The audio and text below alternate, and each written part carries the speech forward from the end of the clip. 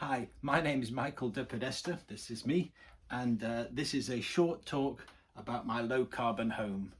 This is a talk I gave earlier on today to the Kingston Efficient Homes Show, and I thought I'd just record a narration of the slides to put on the website. So this is me, this is my low carbon home, and it's situated in a very, very beautiful location. This is the planet Earth. And Earth has a problem, and it's to do with yearly emissions of carbon dioxide. It's a worldwide problem. This graph shows from 1700 up to, this is, I think the last data was 2020 on here, and this showed the annual emissions of carbon dioxide in billions of tons.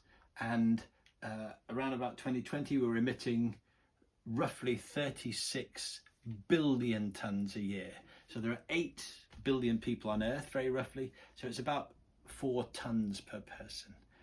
It's a totally astonishing reality that that much of anything could be emitted when we're not really conscious of emitting anything. But that's the way it is.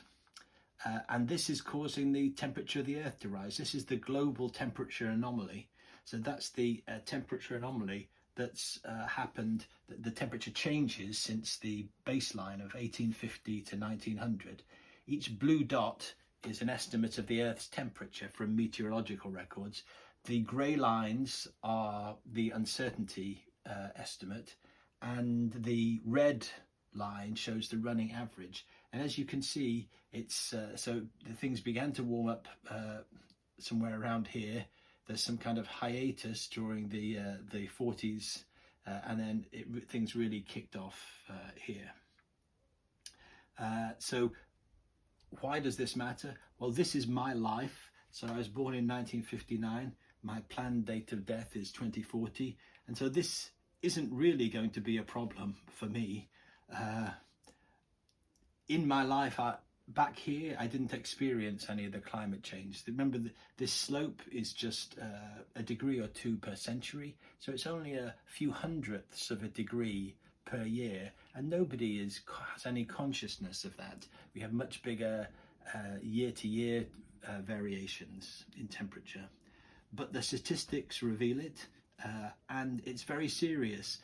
Because now, at the end of my life, I'm aware that the seasons are not what they were when I was younger. And I'm particularly worried for my own children and for people born more recently, because they are facing a world which will warm by much more, and we really don't know the consequences of that. And for me, as a retired person, it's the focus of my life. So here's a cartoon that sums it up. When I retired, I had a big pile of money from my pension, and I thought, what do I want to do with it? And I could think of nothing better than devoting the money and my time and my energy to trying to make things a little better in the future. So here's the situation we find ourselves in. The climate that we grew up in is gone. It's incredibly sad, but that climate that was so characteristic of England and each other country is gone. It's gone forever. It will never come back. Even if we emit 0 CO2, which is extraordinarily hard, the Earth won't cool. However hot the Earth gets, that's it. If we try very hard, though, we can stop it being worse than it's going to get. All we have to do is just stop emitting CO2. So the reason I put this bit at the front of the talk about my low carbon home is this is why it all matters. It's not to do with fashion. It's not to do with council policies. It's not to do with government policies. It's to do with the physical reality of what is happening to the planet. Okay, so how do we stop emitting CO2? Well, I can't talk about all these things, but from our homes, it's to do with the way we use energy. It's a massive amount, whether you live in a flat or a house like this.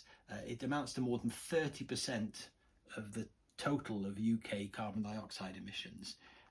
And it's all about how we use energy.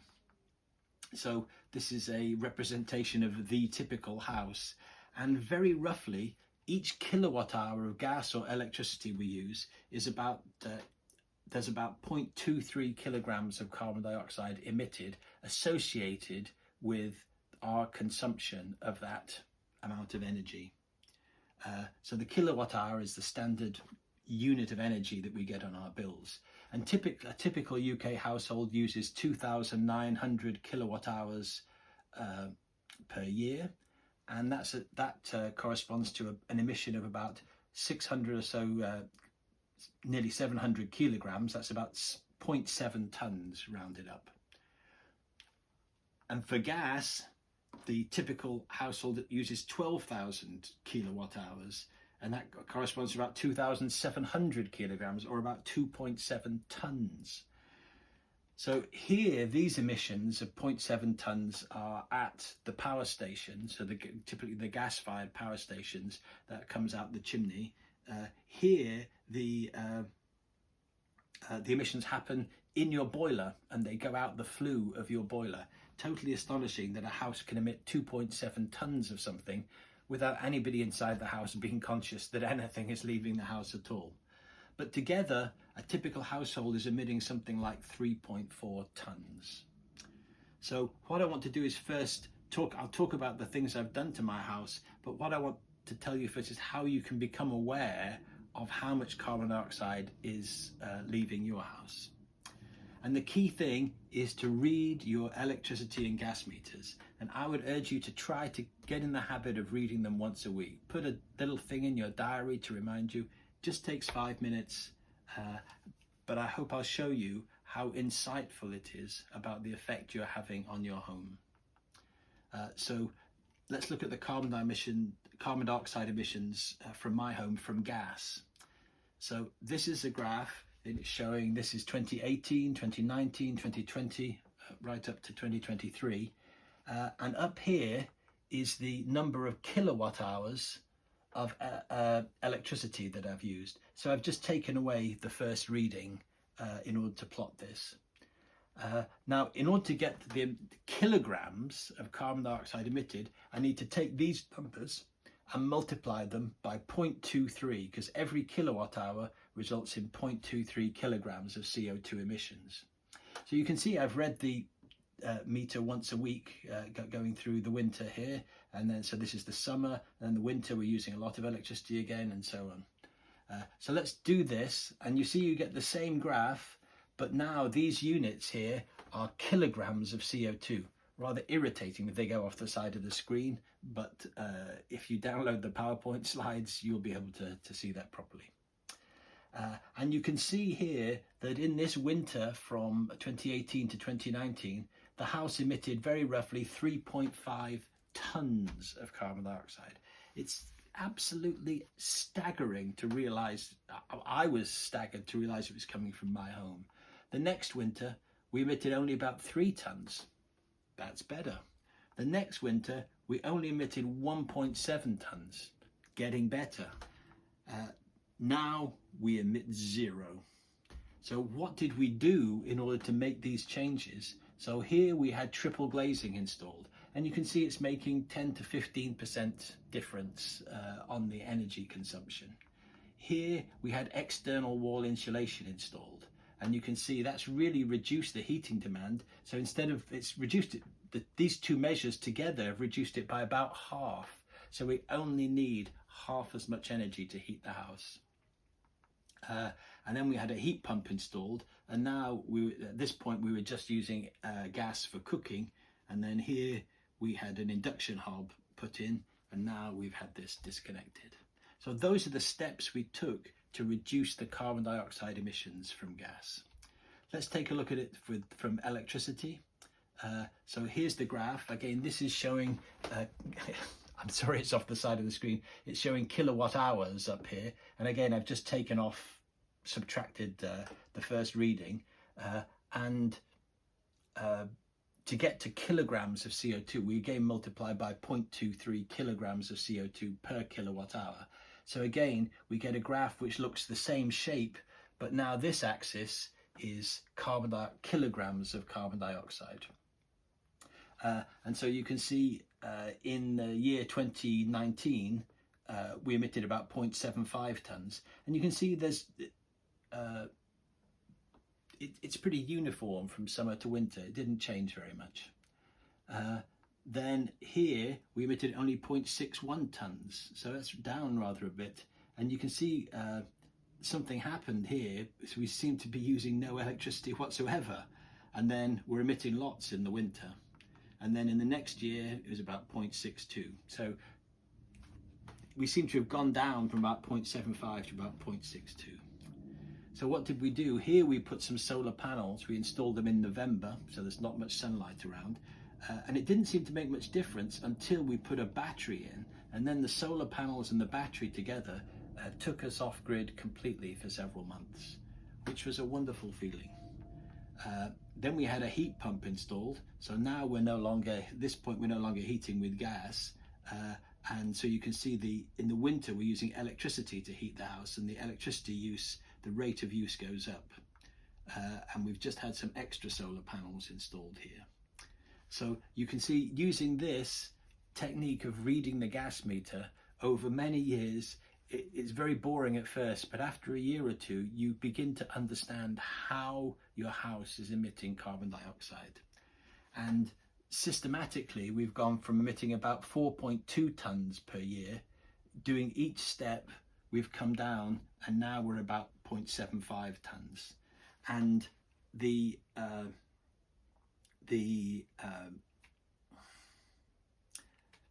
forgive me. And so now that we don't use any gas at all, we're completely on electricity. As the grid supply gets greener, as we add more and more green electricity to the grid, as wind turbines and solar panels, this associated carbon dioxide should just come down and down. So what did we do? So I've mentioned some of the things we've done. So let me show you a few photos of the process. There are basically three parts to it: reducing heat losses, generating renewable energy, and stopping burning gas. So reducing heat losses, we installed triple glazing and then external wall insulation. So external wall insulation is where you take a wall and you first apply a primer to it to improve the surface. You then put a starter track on to hold everything up, and you then put some insulation boards on with mortar. They go like that. Then you fill in any gaps with foam just to make sure it's all cozy. Then you put mechanical fixings in. These are steel fixings that hold the boards against the wall. And then you apply layers of different types of mortar and rendering. Typically there's a fiberglass mesh in there to stop any cracks. And then you put on a layer that is the colour of your choice. So this is the back of our house while the work is being done. The pink stuff here is the insulation board. The red stuff is the primer that's been placed on the wall. You can see here we'd had a chimney taken down at the same time, and this roof here we had completely enclosed to make it to improve the insulation. So here's looking at the back. You can see the windows now. The windows are slightly recessed. You'll see that in the next picture. You can see we've got insulation on the top here, and yeah, that's the work going on. Here's a detail showing these are the insulation boards, and these are the mechanical fixings holding it all against the wall. And here's some of the foam filler that's holding the boards in place. Here you can see again, so this is, we had 100 millimeters of insulation put on, and we thought that would be thick enough to get good insulation, but not so thick that the windows it would feel like you were in a tunnel. Yeah, so what does it look like? This is what it looks like now. You can see we've had extended whatever they're called, and we've got these are the triple glazed windows. We think it's nice. So here's the full back of the house. And the front of the house is is not yellow, it's rather beige colour. And to match the neighbouring houses, we had these brick slips. So these are imitation bricks that you can have applied to the surface, and they match architectural features on the neighbouring houses. So we're very happy with it. Here's the brick slips and the triple glazing again. And so together, the triple glazing and the external wall insulation made us go from 3.5 tonnes to 1.7 tonnes. They reduced the heating demand by about half. So the next thing is to generate renewable electricity. So we did that by putting solar panels on the roof, and we put a Tesla Powerwall. So our roof is not bad for positioning. We put 6 panels on a south-facing roof, or 25 degrees off south, and 6 panels on a west-facing roof. Since then, we've actually put some on these east and northeast-facing roofs, and they're good in the summer, but they're very poor in winter.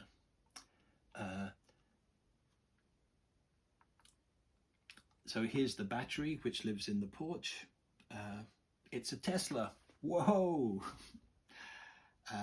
And here you can see the effect on this. The blue line here shows you how much electricity we use each day. These are in kilowatt hours per day. So you can see we use about 10 kilowatt hours per day in the summer, and it goes up to about 25, or in the winter here went up to 35 kilowatt hours a day. And these, when we had a cold spell in December and in January. And so that's the electricity usage. But the black line shows you how much electricity we buy from the grid, and you can see in the summer it goes off grid, and actually even in December the solar provides about 10% of the electricity we used. So we're just off grid again. So it's May the 20th now, and we've been off grid for about 30 days so far. So in the summer, April to September, we have very, very low grid use. It might amount to 1 kilowatt hour over the summer. And in the winter, we buy electricity at night and fill the battery, and then we use it during the day. So it makes for very cheap electricity. And then stopping burning gas, well, the key thing is installing a heat pump. So here you can see it nestling at the side of the house, and the heat pump replaces the gas boiler. The astonishing thing about it is it's more than 100% efficient. So it scavenges heat from outside, and you use perhaps 1.5 kilowatt of electricity to operate the pump, and it scavenges perhaps 3 kilowatts of heat from outside, and then delivers something like 5 kilowatts inside the house. Absolutely fantastic. And it supplies hot water to radiators and the hot water cylinder. The heat pump size, the first guess for a rule of thumb is to get your annual gas usage and divide by about 2,900. That will give you, obviously have a heat survey done, but that should allow you to ballpark what your annual usage is going to be. For most people, it's about 6 or 7 kilowatts.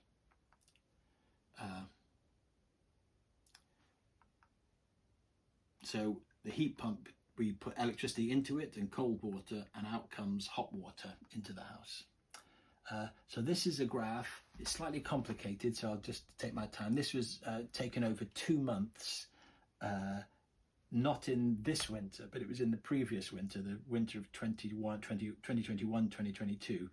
So this is from 14th of November through to the 14th of January 2022.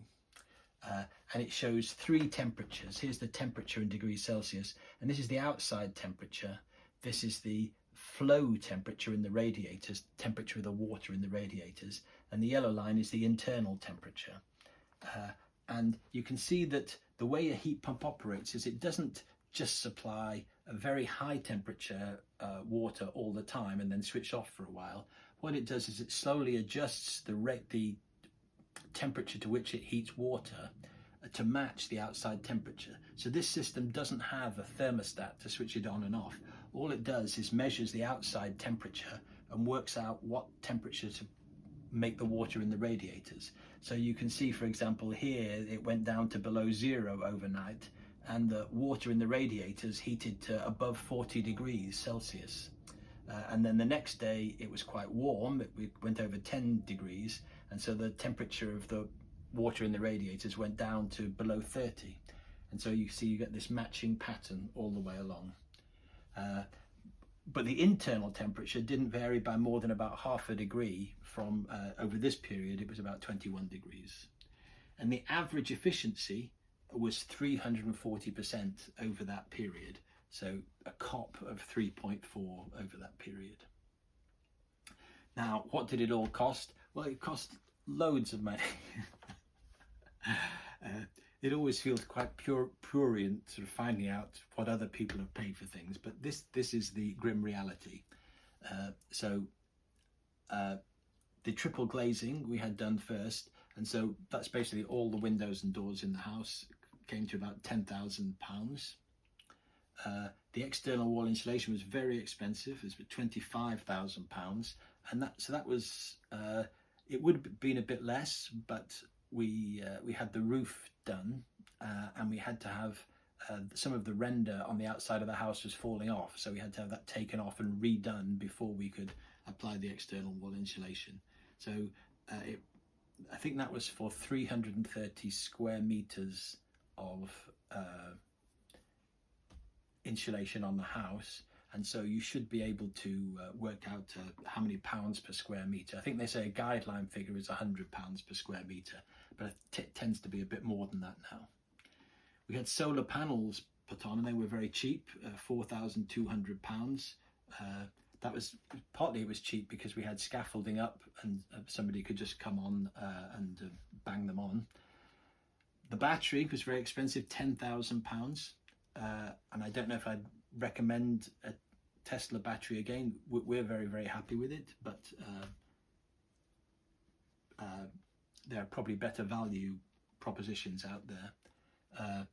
And then the heat pump, we paid £8,000 for it, and so there was a government grant of £5,000. So the installer, as it were, got paid £13,000, but we only paid £8,000 of it, and we had to do some wiring for that. That cost it some extra money.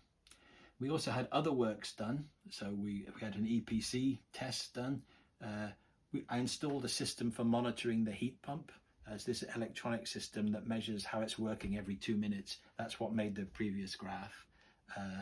And we installed air conditioning in the house because we're very I hate these very hot temperatures, and so it's just a very small system with 2 indoor units, one that cools our bedroom and one that cools the hall. It's transformational. When it was 40 degrees, our bedroom was just really very pleasant. It was very easy to sleep. We had to refurbish the bathroom because we needed to put in a hot water cylinder for the heat pump. Heat pumps need a hot water storage of some kind, and we chose to put that in the bathroom and to refurbish the bathroom. So I don't think it's quite fair to put these costs in the main works, but there they are for your contemplation.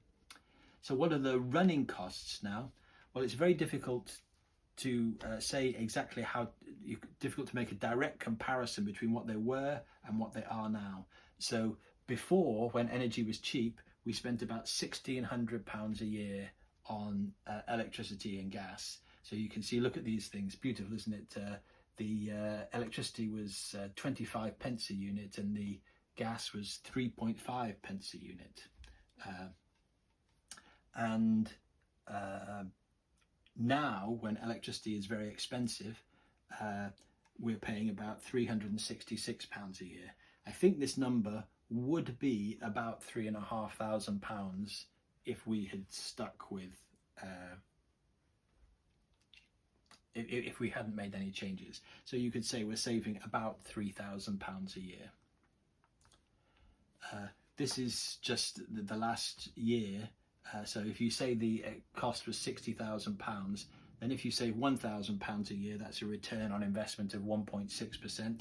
So if we're saving £3,000, that's a return on investment of about 5%. Now, this is showing what we actually pay in electricity each month, and you can see that the effect of the price increases here. It's been it's sort of doubled our electricity costs. So in January and in December and January, we paid about £128 each month, but you can see it's coming right down now, and I don't know what it'll be in May, a fiver or something like that, perhaps. But the total cost for 2022, including standing charges, was £400. So it actually saves a lot of money. But here's where it really matters. If you go back to the beginning, the point is to save carbon, and it saves about 3.4 tonnes per year. So here's a graph which runs from 2015 through the present day up to 2040, which is my target date of death, and it shows how much carbon we would emit from the house if we'd done nothing. And you can see it goes up roughly like that. And this scale here is up to 120 tonnes. The green line shows what I think the carbon emissions are based on what we've actually done. And you can see that shockingly at first it goes up quite a lot. So this is the embodied carbon in the things we've bought and put on the walls. So the external wall insulation, the mortar, the triple glazing, the solar panels, the battery, and so on. It amounts to something like 11 or 12 tonnes.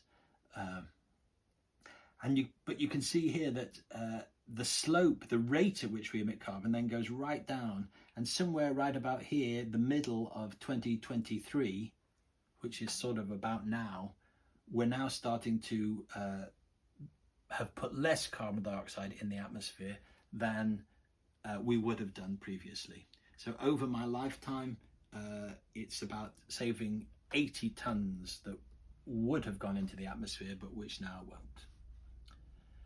So here's the summary. I could say lots and lots of things. It's supposed to be a short talk, and I've missed out lots of things I really wanted to say. But the first thing is, you can see I spent all this money. It was my pension lump sum. You may not have a pension lump sum. Most people don't. Most people never have anywhere near as much money as that. So first, don't beat yourself up. If you can't do anything, you can't do anything. Concentrate on what you can do, and don't feel bad. The second thing is, if you do have resources to do something, I'd encourage you to take your time. There's a lot of stress associated with these things, a lot of anxiety. You're not sure how things are going to work. So take your time, do your best to feel confident about the people you're going to get to do things and the technology you're going to use. I'd really strongly encourage you to find out how much heating your dwelling uses in a year. It's on every gas bill or every gas or electricity bill you get will have an estimate somewhere written of what they think your annual usage is. But if you want to know for sure, try reading your meters once a week. If you have a smart meter, it'll tell you every week. Just write down what it is. Otherwise, you have to go under the stairs and read the meters. But it's really worth doing. It really allows you to understand how your house works. The first thing is to begin reducing heating demand. And even if you don't have much money, draft proofing is really cheap and pays back in comfort really, really quickly. And then if you want to understand your house, consider having a heat loss survey done. This will cost about £200 or thereabouts, and it'll tell you all the things that you could have done to your house and what effect they would have. It helps to make things more concrete in your mind. And then if you do have the means, I'd really encourage you to think about solar panels and a battery. It'll really make a big difference to your electricity bill. And you may be interested in solar hot water heating if you use a lot of hot water. If you can't put those on your roof, think about buying a fraction of a wind turbine or a solar park through the Ripple scheme, which you get to community own a wind farm that will generate a wind farm or a solar park, and you buy just a fraction of the park that will generate enough electricity to meet your needs, carbon free, and you get paid to do it. So that's the end of this short talk. Whatever situation you're in, can I just wish you good luck with your endeavors. It's a very difficult process. We're in a very difficult process, but doing something positive about it is the way out. It's the best thing that we can possibly do. Good luck.